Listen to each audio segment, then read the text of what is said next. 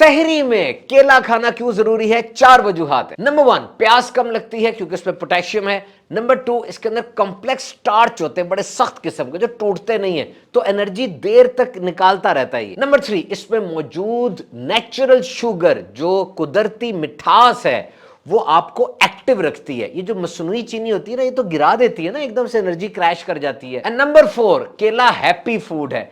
Tryptophan होता है इसके अंदर, मूड को फ्रेश कर देता है। जब भी उदासी हो, डिप्रेशन हो, ऐसा मूड अजीब सा हुआ हो, माने 2 से 4 केले खाएं, बिल्कुल फ्रेश हो जाएंगे। सारी रात जागने वाले सहरी ज्यादा खाते हैं और रात को कुछ सोने वाले वो उनमें कम लो होता है तो वो सहरी कम खाते हैं। सहरी के अंदर कुछ बातें मद्देनजर रखिए।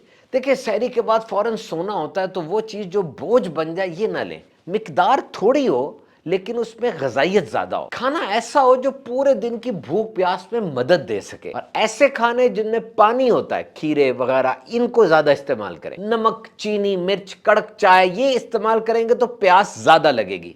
बगैर छने हुए आटे की रोटी लें, घर का बना हुआ सालन खाएं, अंडा वगैरह इस्तेमाल करें। सुन्नत सलाद यानी खजूर और खीरा ये इस्तेमाल करें। शामी कबाब और सब्जियों का शवारमा बना लें। बेहतरीन मेन्यू लिख लें, समझ लें। सुने, पानी, दही, लस्सी, प्रोटीन, फल, रोटी, दलिया, घर का बना हुआ सालन, दिस इज द बेस्ट सहरी। और अब कुछ बातें मैं सहरी इफ्तार के हवाले से को टेक अवेज दे रहा हूं, लेते जाइए। Number 1, speed control. डोंगे से प्लेट, प्लेट से मुंह में और मुंह का चबाना, इसकी स्पीड को कंट्रोल कीजिए।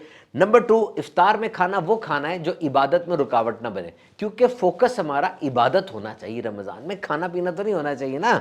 नंबर 3, जंक फूड, बर्गर, पिज़्ज़े, शॉर्मे वगैरह अगर आप खाएंगे तो आप सुस्त पड़ जाते हैं। नोट किया आपने, तवानाई एकदम ज़ाया हो जाती है। Number 4, this is the month of fasting not feasting. ये दावतों का, बफे डिनर्स का महीना नहीं है, बल्कि ये रोजे रखने का, तकवे, परहेजगारी, इबादत का महीना है, ये याद रखिएगा। नंबर 5, कैलोरी रिक्वायरमेंट को देखें। मर्द के अंदर 2500 दिन में और औरत में 2000 कैलोरीज की रिक्वायरमेंट है, ये जरूरी है।